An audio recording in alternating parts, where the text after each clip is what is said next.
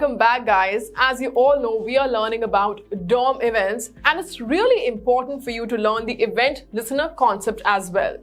As mentioned in the previous lecture, events are actions or occurrences that happen in the system you are programming, which the system tells you about so you can respond to them in some way if desired. Now let us move on to the event listeners. But before that, let us see the agenda of this video. We will start off with the meaning of event listeners and then we will see the syntax. After that, we will learn about the addEventListener and RemoveEventListener with examples. And at the end, there is an interesting assignment for you all. So what exactly are these event listeners? Well, each available event, it has an event listener, which is a block of code, usually a JavaScript function that you as a programmer create, that runs when the event fires. When such a block of code is defined to run in response to an event, we say we are registering an event listener. And also please keep in mind, event listeners, they are also sometimes called event handlers. They're pretty much interchangeable for our purposes, although strictly speaking, they work together. The listener listens out for the event happening and the handler is the code that is run in response to it happening. addEventListener method and RemoveEventListener. The addEventListener method attaches an event handler to the specified element. The addEventListener method attaches an event handler to an element without overwriting existing event handlers. You can add many event handlers to one element. You can also add many event handlers of the same type to one element, that is, two click events. You can add event listeners to any DOM object, not only HTML elements, that is, the window object. You can easily remove an event listener by using the RemoveEventListener method. So let us see the syntax. Element.addEventListener event function use capture. Now, the first parameter is the type of the event, like click or mouse down or any other HTML DOM event. You can use click instead of onClick. The second parameter is the function that we want to call when the event occurs. The third parameter is a Boolean value specifying whether to use event bubbling or event capturing. This parameter is optional.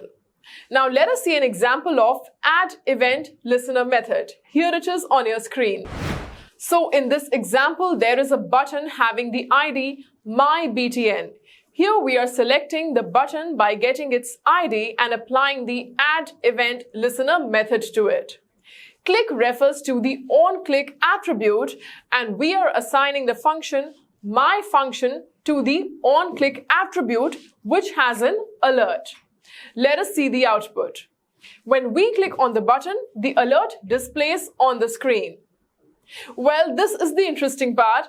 We can add as many event listeners to an element as we feel like. Let us see an example to understand that.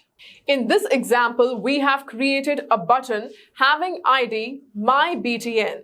Then we are getting the button with the help of getElementById and storing it in the variable x. We have applied two event listeners to the element. Two functions named myFunction and some other function are also assigned to the event listener. Let us see the output. When we click on the Try It button, the function which has the first alert displayed on the screen. Let us click OK. Voila, the second alert from the second function is also displayed on the screen. That means we can apply the number of event listeners to the same element. Now let us pass some parameter to the function and see what happens. When passing parameter values, use an anonymous function that calls the specified function with the parameters. Let us see the example. Here it is on your screen. In this example, there are two variables present, P1 and P2, having values 5 and 7 respectively. In the addEventListener method, there is a function, and in that function, we are passing two arguments, P1 and P2, having values 5 and 7 respectively, to the my function. In my function, we are multiplying two parameters and the value will be displayed on the screen. Let us try it out. Let us see the output on the browser. Click on the button. Great, the answer of multiplication is 35. And now it's time to remove the event listener from an element. The RemoveEventListener method removes event handlers that have been attached with the addEventListener method. Let us see an example. Well, this is an interesting example. It has a div having some CSS properties. We have created two functions, my function and removeHandler. In my function, we have the math.random function, which we are assigning to the mouse move event of my div. The random method returns a random number from 0, inclusive, up to but not including 1, exclusive. Then there is the removeHandler function, which has the method RemoveEventListener, which is removing the mouse move event from the my div. Let us see the output.